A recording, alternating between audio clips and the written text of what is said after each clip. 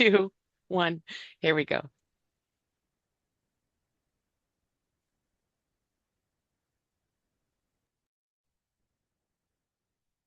Hello, and welcome to our Reserve Study Basics webinar.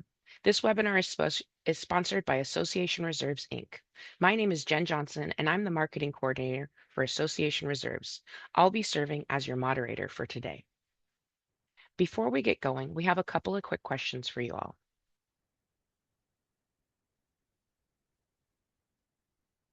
All right. Go ahead and start to fill in those poll questions. First one is, have you ever attended one of our webinars? All right, next question. What is your role in the industry? Okay, awesome. Oh, it looks like we have some newcomers. Fantastic. A lot of volunteer board members. Love to see it. And then lastly, how many reserve studies have you reviewed? Awesome. All right, it looks like a lot of people are familiar with a reserve study. So let's get today started. Reserve Study Basics is a 45-minute webinar designed to help you understand your role in helping your association get safely and successfully to the future. Deterioration is real and unavoidable, but a reserve study is the document that will guide your budget decision making, so you will be prepared for the upcoming major projects at your association. We don't want you to be surprised by things that are not surprising. So welcome to today's webinar, where with no frills and no math, we'll give you a simple explanation of what a reserve study is and how it leads you towards an improved future. A reserve study helps you make budgeting decisions that minimize the high cost of deferred maintenance, minimize your risk of special assessments, and maximizes both pride of ownership and home values. These are all great things. Decisions about reserve funding and reserve component spending are some of the biggest budget decisions a board makes, and the effect of those decisions often have legacies that last for years. Due to the number of people attending, everyone has been muted, but you can ask questions at any time by typing your question into the Q&A box at the bottom of your control panel. We will be answering your questions during the last 10 to 15 minutes of the broadcast, so type your questions and we'll get to as many as time allows. This webinar is approved by the Community Association Managers International Certification Board for 1 CE credit related to the CMCA certification. I will email certificates of completion to all attendees within 1 week. Please keep in mind that the credentialing committee tracks how long you are on the webinar. Now it's time to introduce our speaker. Our host today is Bryan Farley, President of Association Reserves, Colorado. Bryan has completed over 3,000 reserve studies and earned the Community Association Institute designation of Reserve Specialist. Since 2011, Bryan has served all types of properties and associations, ranging from international high-rises to historical monuments. And now I'd like to turn the floor over to Bryan. Thank you so much, Jen. And yes, if you answer the poll, if it's still on your screen, you can close out that poll. But thanks for answering those, because it helps me understand, hey, if we've had people who've done reserve studies before, they're aware of them. And so while this presentation may be called Reserve Study Basics, I don't find it to be a basic type of presentation, meaning I've given this presentation before to experienced managers, and they actually find something new in it. Why is that? Well, because every day, all day, I do reserve studies. Not everybody has that job, right? Of course you don't. You can't know everything. You just don't have the ability to do that. That's why you have to reach out to potentially experts or someone else in the field to see what's going on or how to answer a question, right? And so that's what I want to go here is actually go back to the foundations, because most of the questions that we're going to be getting, or I'm going to be getting from board members, from owners, are going to be about the foundational issues. What are we doing? Why are we doing this? Is this even important, right? These are the kind of questions we're going to see. So let's go through that, all right? So what is the outline of our presentation today? The outline of our presentation today will be here, right? What's a reserve study? How do we determine then the health of your association's reserves? Talking about the components, talking about the reserve fund strength. So just kind of the meat and potatoes, you could call it, of the reserve study. Next, we're going to discuss kind of the consequences of underfunding the reserves, as well as some funding ideas for your association. And then lastly, I like to close it out with, well, how do we take what we just learned and how do we apply it to our association. So I'm going to go off screen now so that you can focus on the information presented here on the presentation. So let's start off. What is a reserve study? This is the first question you want to ask, or maybe a board member is going to ask you. What is the purpose of getting a reserve study done, and why is it going to help me? I've heard answers ranging from, well, it's a document that tells us how much money we're going to need in the future. Or I've heard it saying, well, it's just a scheduling document. So is that right? What I like to do is, again, start from the beginning. What are we trying to accomplish? And what we're trying to accomplish for an association, for the homeowners that live within the association, are offsetting the ongoing deterioration occurring at a property. The reserve study's goal is to offset the ongoing deterioration occurring at a property. So that is what we're doing. For every single year that an owner lives within a property, they then must offset that by putting money into the association's funds for their usage of those assets. So if you have a community where you have fencing and asphalt, every owner every year is enjoying or benefiting or utilizing those components while they live at the property. Therefore, there is an obligation when you live within a homeowners association to pay your fair share. So that is what we're trying to do. We are trying to offset the ongoing deterioration rate. So why do I have these two pictures on the screen? Well, because if you're trying to understand reserves, we can't tell our homeowners the reserve study is for the future. We're planning for the future. That's what it's there for. The problem with that reasoning is when you start to use that language of the future, it then becomes someone else's problem in the future. But if we say, we are here taking care of the here and now, we're taking care of the ongoing current deterioration that's occurring at our property every single year that we live here, well, then now it's personal, right? It's my responsibility. I now have an obligation to take care of my property. We've now turned it into someone else's problem, and we turned it into, well, this is my problem that I need to solve. And that's what a reserve study can help you solve is, how much money do we need? Do we have enough money? And where do we go from here? So that's what we're going to talk about. Now, if you live in Colorado, what are the laws regarding reserve studies? Well, currently there are no laws. There is a current bill within the Senate that's working its way through, but that is mostly talking about developers upon transition of a new property that's being built when it becomes declarant transfer to the board members. That is currently going through the Senate. We're tracking it, but there's no decisions on that bill yet. So therefore, the only thing in the law books right now regarding reserve studies is that there must be a reserve study policy in place for your homeowners association. So that's the only requirement.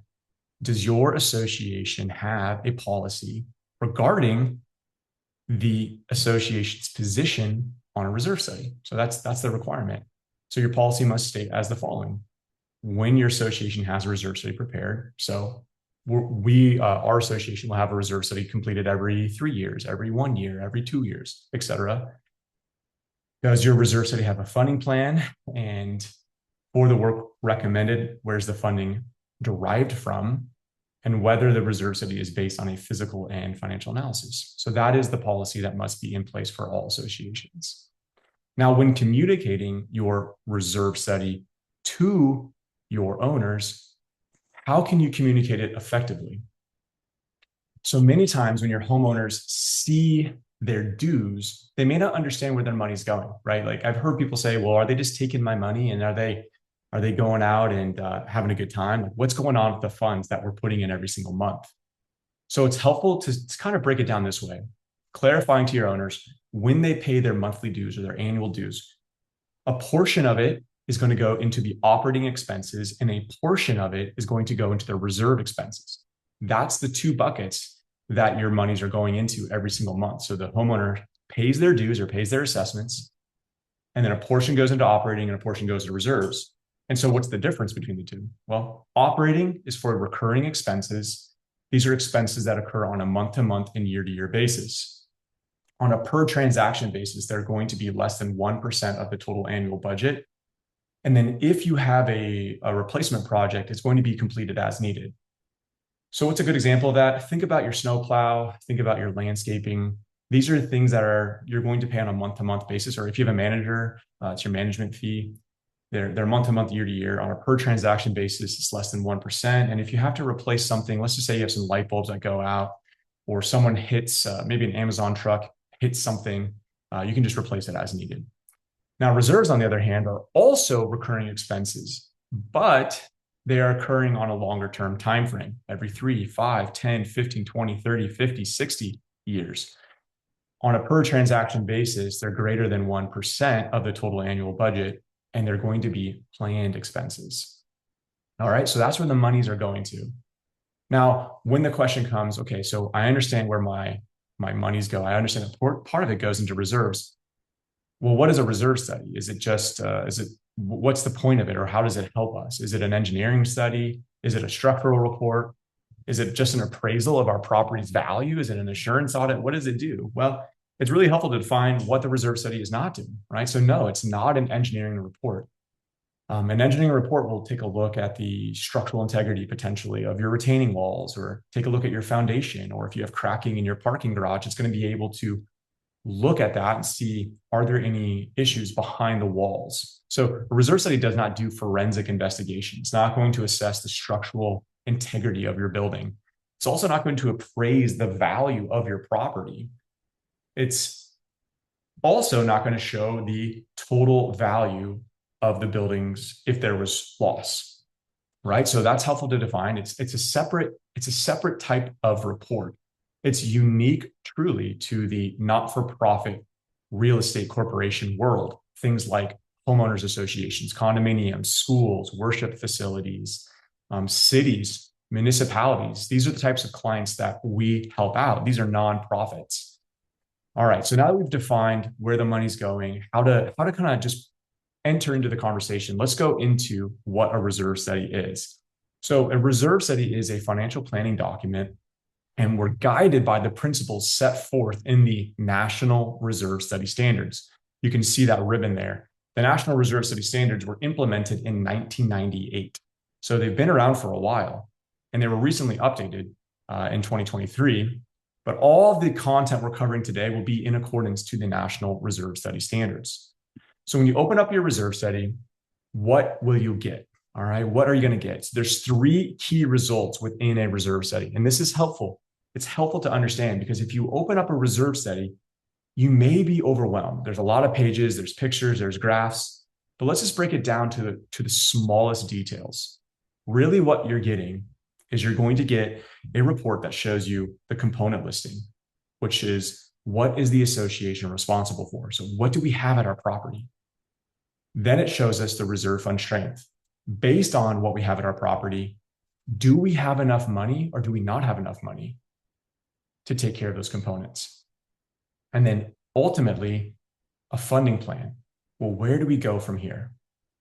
So we found out, what do we have? What are we responsible for? What's our components that we have to take care of? Secondly, do we have enough money to take care of that? And thirdly, where do we go from here?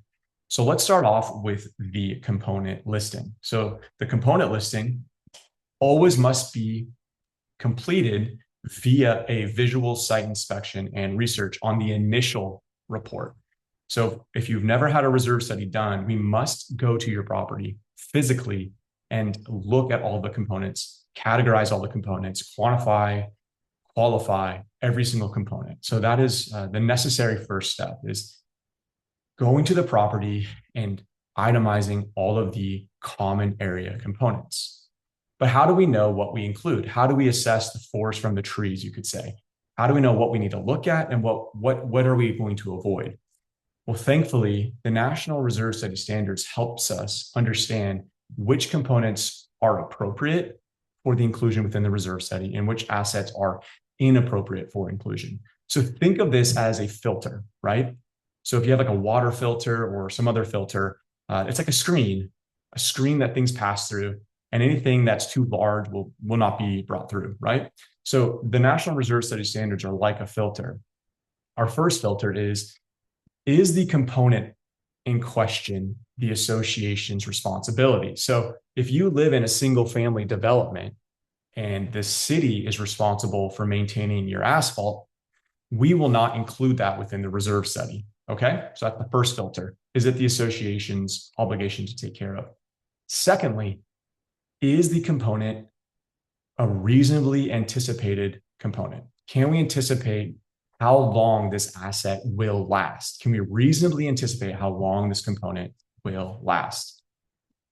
Because the reserve study must follow a recurring timeline or a recurring expenditure cycle, we must know the start point and the end point for that life of that product.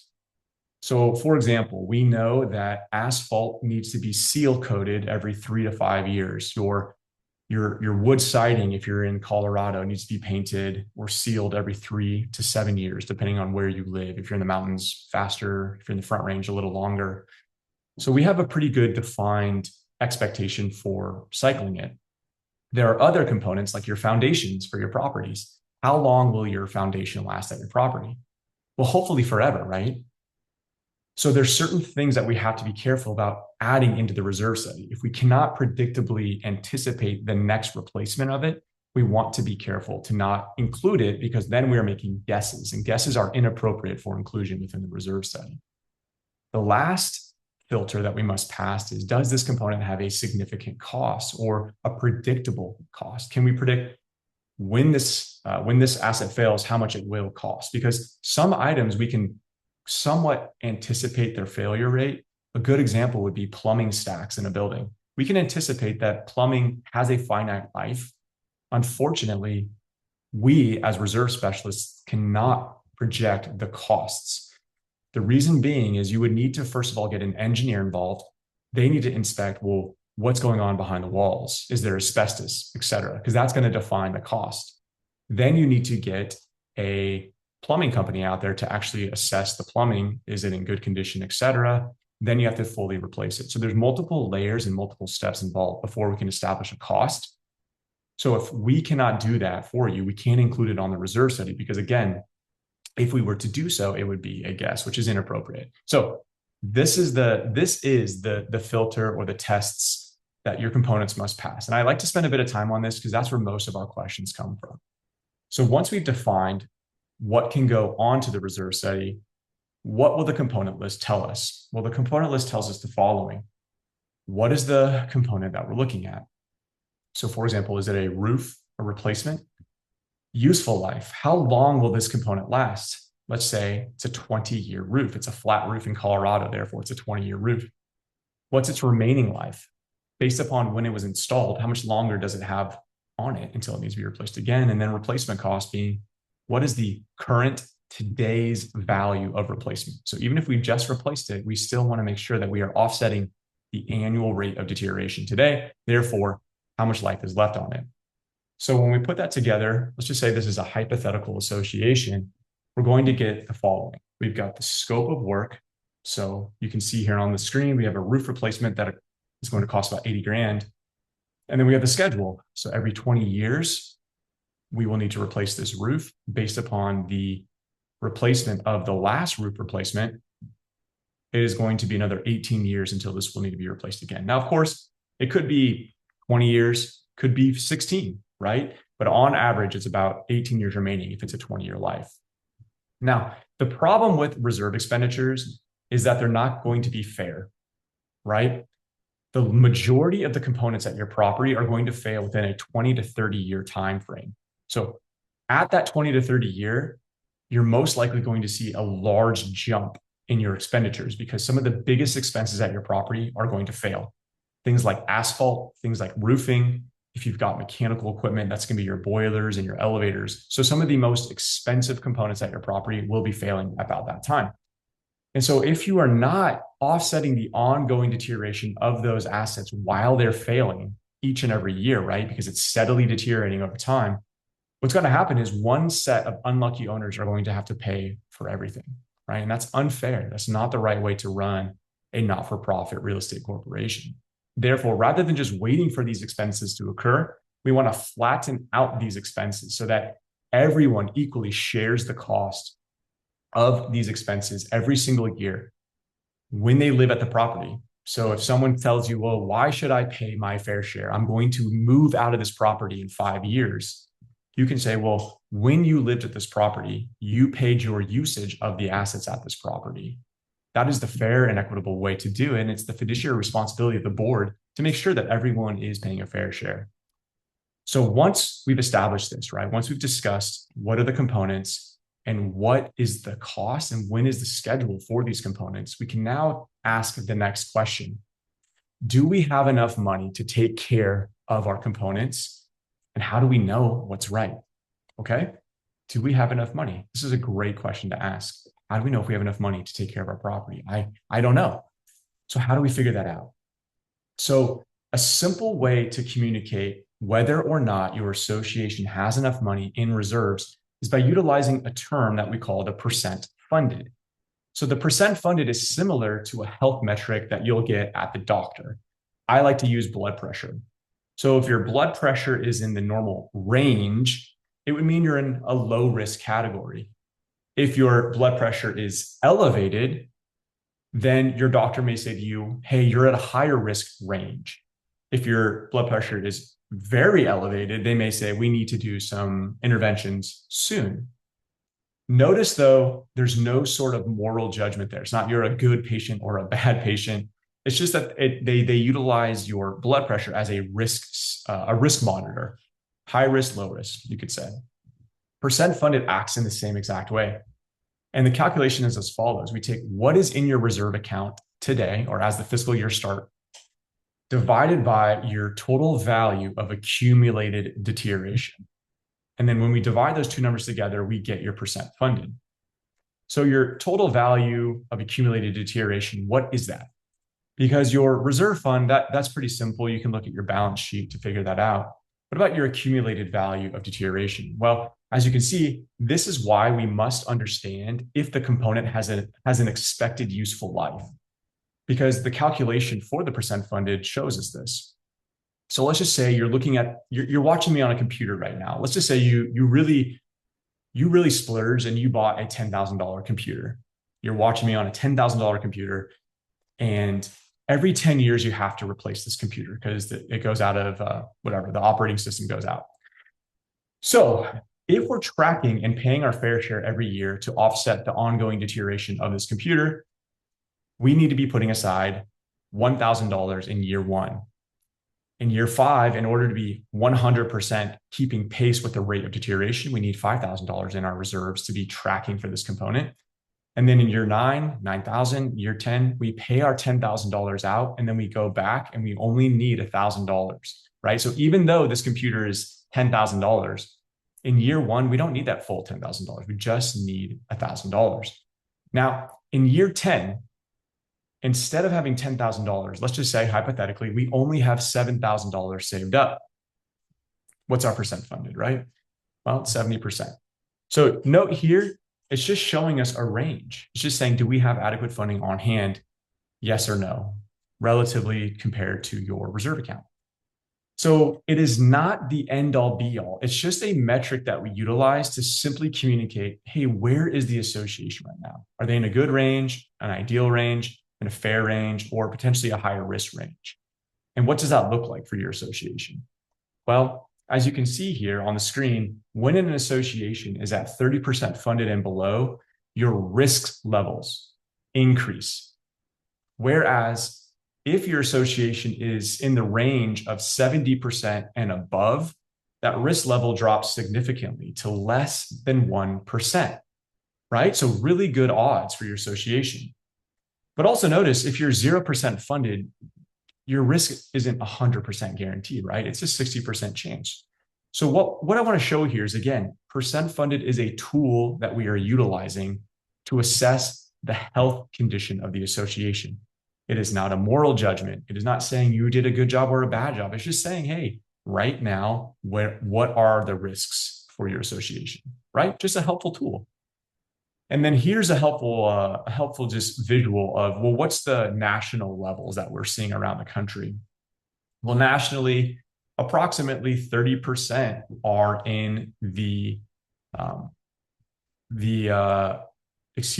yeah, 30% are in the well-funded, 30% are in the poorly funded, and about 40% are in the moderately funded. So what I like about this is it shows us that it is just as likely to be in the well-funded range as it is in the poorly funded range. So being well-funded, again, it's not like you get an A plus from us. It's just showing you that your risks are what they are, but it's just as likely for an association to be well-funded as it is poorly funded nationally. So it's not an impossibility, right? It is something that associations can accomplish. But what if you have an owner at your property that says, look, that's fine and all. I don't want to give the association any more money than I have to. I'm okay with these odds. And please, I need to have the money in my pocket because I can take care of my funds better than the HOA can. I'm okay with underfunding our reserves. Well, now that's a good chance to show them some of the things that we're going to learn in this slideshow. Why is underfunding your reserves a problem? Well, underfunding your reserves is a problem because it's ultimately going to cost your association more money. Underfunding your reserves is ultimately going to cost your association more money. Why is it going to cost your association more money to not fund the reserves? You would think, well, if I'm not funding reserves, I'm giving less money to the association. That's not true.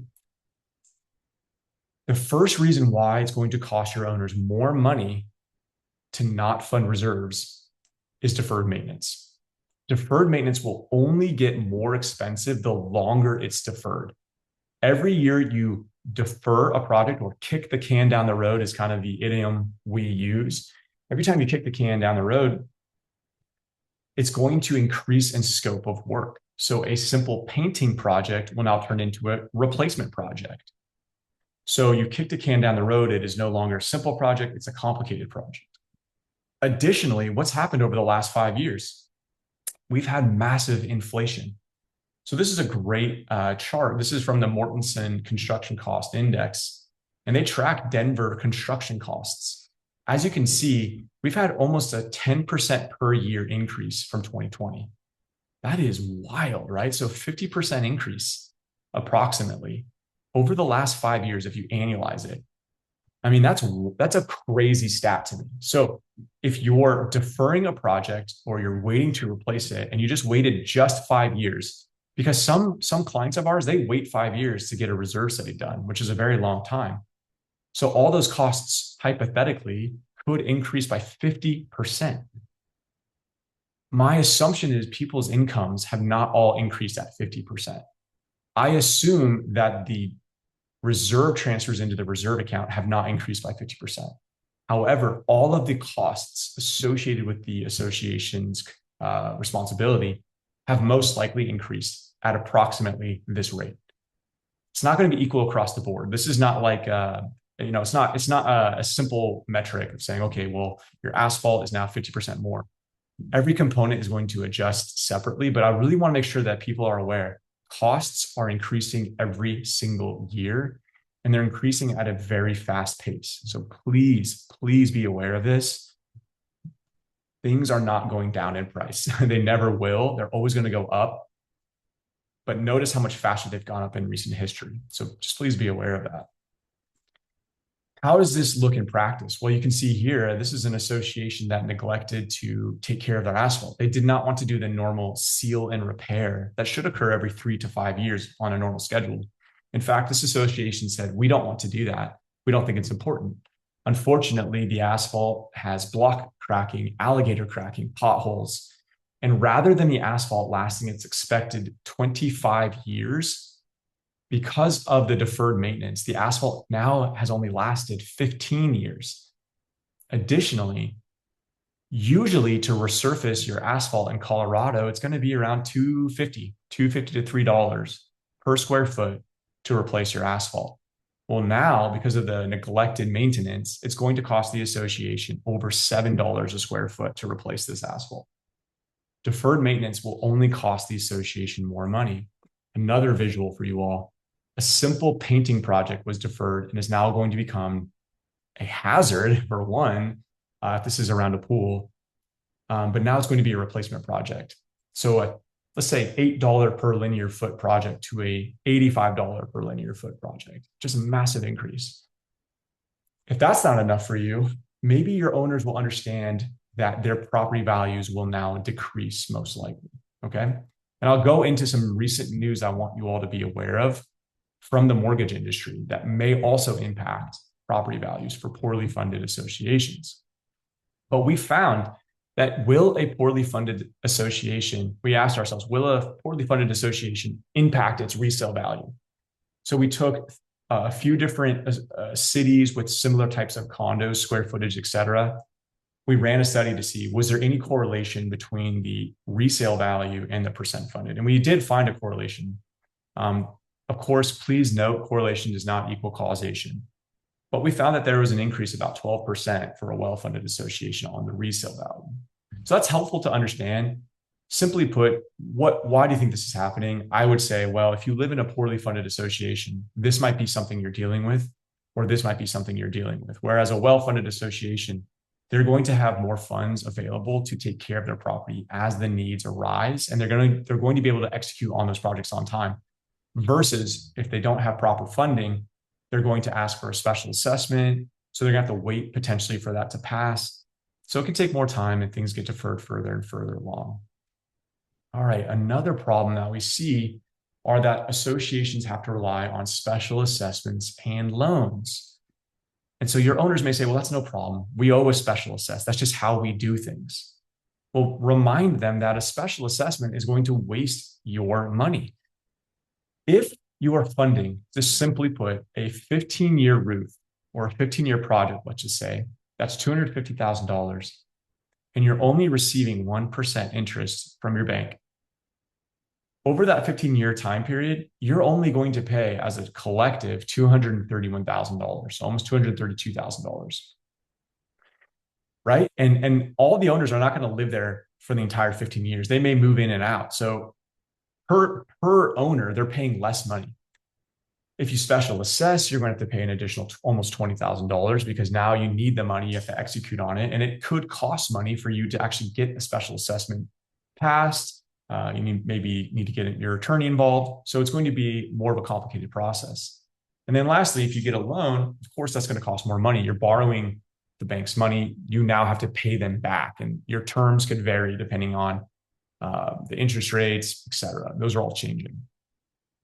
All right, well, another problem that we're starting to see even more of is there may be lending and refinance and mortgage difficulties. Refinancing is something that we actually, I've had a few calls on. People are running into these problems because they're trying to refinance if rates were starting to drop like they were a couple of months ago. We now have more industry experts involved in the reserve study process. So they may receive approval, either a buyer or someone trying to refinance, depending on the health of the association's finances. So previously, it was required to have at least 10% of your budget allocated towards reserves, at least 10% of your budget allocated towards reserves. That has changed as of last week. Now the requirement is at least 15% of your budget must go into the reserve account per Fannie and Freddie. So here's kind of an overview of it. So this is from their disclaimer that they just sent out to everybody. And let me make sure I read this properly. So 15% now is the new standard, and this is going to be effective as of January 4th, 2027. So if you're already putting more than that 15% into your reserves, you're already passing the test for the lenders, for Fannie and Freddie. However, if you don't have that threshold, then you are going to need to have a reserve study to then prove that you have adequate funding on hand. Okay, so that's kind of the way this is working. The baseline amount of money that needs to be set aside from the total budget is 15%. If you don't have that 15%, you then need a reserve study to prove that you're still going to be in a good position to justify your lower reserve fund allocation. So this just came out. So I just want to make sure that's clear. I apologize if I'm not as clear as I could be. That's why I wanted to kind of stay here on the slide a bit longer so that you can review it for yourself. But that's what's coming out as of last week. So the standards have changed. So this tells us that, again, more industries are now involved in the reserves for your community. So what do we see is appropriate? So what we see as appropriate is around 25% on average of your budget should be allocated toward the reserves. So that's larger than the recommended amount per Fannie and Freddie. But 25% is on average what we're finding to be an adequate amount of money to be transferring. So as you can see here, 25% is a large amount, right? And so that's what we help out with. That how do you allocate that 25% of your total budget every year? Well, that's what a reserve study tells you. It tells you how to allocate your funds properly. Are you going in the right direction? Are you going in the wrong direction? So you've heard all this, and again, you might be like, oh shoot, are we in trouble? Are we going to be in trouble with Fannie and Freddie? What is going on? Now, please, I am not here to scare you or to cause any fear. I'm quite the opposite. My goal is to provide clarity. I want to help associations. I want to help owners understand, hey, what's around the corner? What can we be prepared for? So how can we be prepared? Well, we have to go to the last result of the reserve study, and that is the funding plan. Where do we go from here? Now that we know all this information, where do we go from here? What's the next step? So the next step is putting your money to work. And so when we make a reserve study funding plan in our reserve studies, we follow the following 4 principles. Number 1, when we make a recommendation, we need to make sure that there is sufficient cash put away. We need to make sure that our contribution rates that we're recommending are stable over the years. We need to make sure that it is evenly distributed, meaning all owners are equitably being charged for their usage of the association's assets. And of course, it needs to be fiscally responsible. We cannot recommend special assessments in 10 years, right? We can't say, okay, well, you don't have enough money now, so rather than increasing your reserve transfer rate, let's just plan for a special assessment to occur in 15 years. That's not responsible. We need to budget appropriately now. But someone may come back to you and say, well, I can't afford that. We can't afford it. I want to reframe that question. Yes, you can probably afford it, but do you want to afford it? Probably not, right? No one wants to pay their HOA fees. I get that, right? It's more fun, or it's more exciting to purchase a coffee, right? Or get a donut, or something like that, or get a protein shake. I don't know, whatever your thing is. For me, it's coffee. I would much rather get a coffee. And so what we have found is that on average, your adequate transfers into your reserves comes out to about $3 to $5 per day per unit. Of course, that is a rule of thumb. That is not the end all be all. That is just an average rule of thumb that we're finding. $3 to $5 per day per unit. So that's about a cup of coffee from Starbucks, right? $3 to $5 per day, depending on what kind of coffee you like drinking. So the argument here is not give up your coffee drinking habit. By all means, please don't do that. I mean, I want you to be functioning humans. But what I'm trying to stress here is that when someone says, I can't afford it, really what they're saying is, I don't want to afford it, because we would recommend, look, it is doable. It is possible. And in fact, what we're trying to help your owners understand is that it's worth it. Their home is worth the effort. It can be troublesome. People get annoyed at it, but it's worth it, right? We want to protect the equity of your home. We want to protect the well-being of your neighbors as well as yourself, protecting it from life safety systems. We don't want roofs falling down. We want to make sure your building looks as beautiful as you want it to look. Therefore, we need to make sure that we're putting proper funds aside. All right, so we're getting closer to the end now of this presentation. And of course, if you have questions, please do not hesitate to include them in the chat box or the question and answer box. I will go through those with you. But how do we now implement what we found, or excuse me, what we've discussed? So here is what's going to come when you get a reserve study. Here's what you're going to get. All right. So we've talked about all those different things, the 3 key results. Well, on one page, the introduction page of your reserve study, it will actually show you all those things that we just spent 30 minutes going over. It's going to show you all that data. So let's go through it. So first of all, we have our starting reserve account balance.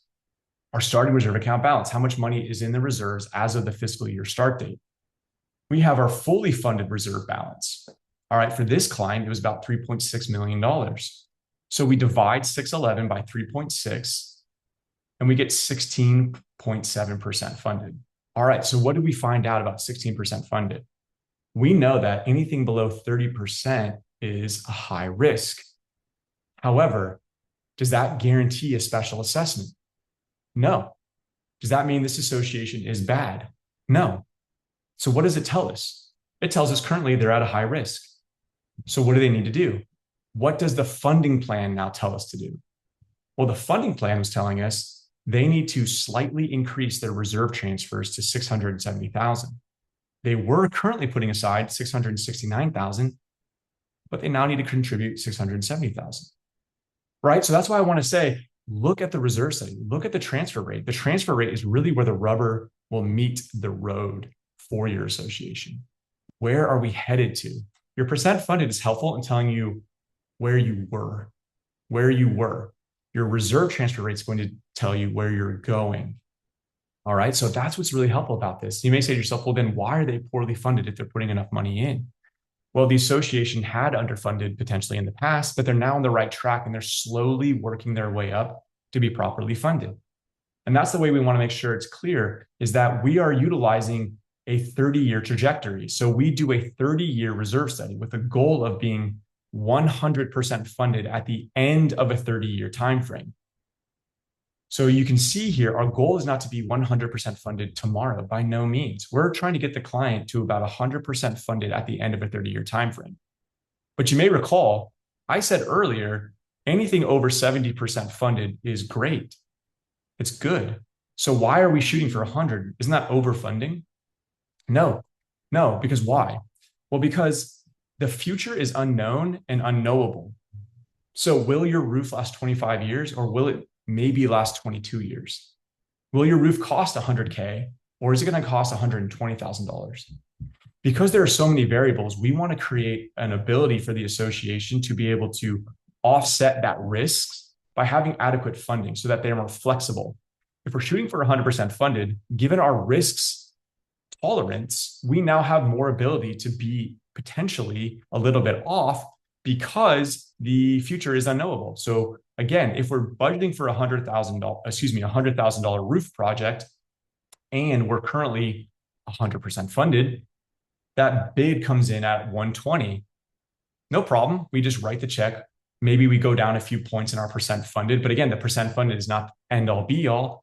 So we've successfully managed our association's finances, right? So that's the way we want to look at that problem. But then you may say, okay, well, then how do you get those answers right? Like, how can you predict the future? And I always want to say, I can't predict the future. If you would expect me to predict the future, why would I be taking my time today showing you about reserve studies? Wouldn't you think I'd be doing something else if I could predict the future? And you'd be right. I can't predict the future. So I'm doing reserve studies presentations for you today. So therefore, how do we fix this problem? Well, we need to update our reserve studies every single year. But you may say, why? Why would I want to do that? Well, the reason is because prices are changing every single year. Things are changing every year. Unfortunately, in 2019, I did not put an asterisk on my reserve studies for 2020. I didn't know what was going to happen, right? We don't know. And if I could know, again, we'd all be different, but we cannot predict the future. So we have to update our reserve studies. And wouldn't you see here that if you update your reserve study more often or more frequently, you're going to lower your risk of special assessments. So if you wait 5 years to update your reserve study, your special assessment risk increases by 35% compared to if you would have updated your reserve study every year. Even waiting 3 years to update your reserve study increases your risk by 28% versus a client who updates it every single year. So think of it this way. If you only look at your annual budget for your association every 5 years, most likely all of your numbers are going to be wrong. Same thing as with the reserve study. If we're utilizing a reserve study from 5 years ago, we're looking at numbers that are no longer relevant. Remember, I showed you earlier, prices have increased about 10% on average per year. So a lot of those costs are no longer going to be accurate. All right, so we're closing up here. What are the benefits from the reserve study? What are the key takeaways I want you to remember? Well, the reserve study helps you avoid budgeting surprises. No one should be surprised. We know the roof will fail. We know the boiler will fail, etc. And because of that, because we can plan, we're going to save every single person in our association money. It also helps provide clear communication on the costs, repair values, etc. So if you have a contentious meeting, they say, why are you trying to raise my dues? Why are you trying to, whatever, kick me out of my home? It's not you as the board member or the manager. Rather, it's the reserve study. The reserve study says we need to replace our roof. I'm not suggesting anything. We asked an expert to help us make these choices. Also, it's going to preserve your association's home values. So we do believe this is a benefit for the owners of the property. And if you've not had a reserve study completed, have one completed. If you've had one in the past, we would suggest getting it updated. Ultimately, the boards are responsible for making this choice. They have a fiduciary responsibility to take care of the assets at their property. Reserve expenses are predictable. There's no surprises here. We should not be surprised that, again, our roof needs to be replaced, our fencing needs to be replaced. These are predictable expenses that we know will need to occur. And if we defer this project or ignore these projects, they're only going to get more expensive each and every year. And ultimately, your ownership will have to pay a cost, right? They can either put in reserve transfers, right? That's one way. They can special assess, they can get a loan, or they can do nothing. Those are the only options they have. The cheapest, most equitable, most affordable way will be the reserve transfers, because again, we're not budgeting for the future. We are taking care of the here and now ongoing deterioration occurring at the property. So I have now come to a close of my presentation. Jen, did you say that there was going to be some questions at the end of this, and were any questions presented that I can address? Brian, you did such a great job. We only have one question today. So as we mentioned earlier, we're going to have a quick little Q&A. All right, this is coming from Kevin here. Brian, I recently heard at our most recent HOA board meeting that many first-tier insurance companies that insure HOAs want to see a minimum of 30% funding of reserves. So your percentage of reserve funding can affect insurance rates for HOAs?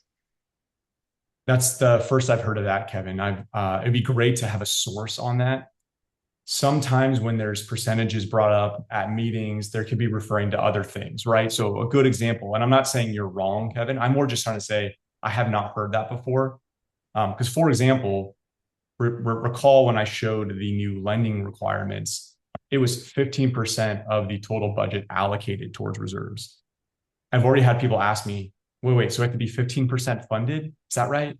No, right? So Kevin, if you don't mind, you can definitely shoot me over an email. My email is on the screen right here. I'd love to see documentation for that, as I've not heard that before. Okay, so we don't have any more questions today. Short, sweet, and simple. So thank you, Excellent. Brian. That concludes our webinar today, everyone. If anyone is interested in a recorded version of this or any other webinar, you can search for them on YouTube or on the Association Reserves webinar page. If you enjoyed today's session and would like to receive the Association Reserves newsletter or announcements of future webinars, please visit www.reservestudy.com and click the icon to sign up for the newsletter. I want to thank you all for attending. If you have any questions or if there is any way we can be of service, please don't hesitate to contact us. Thank you so much and goodbye.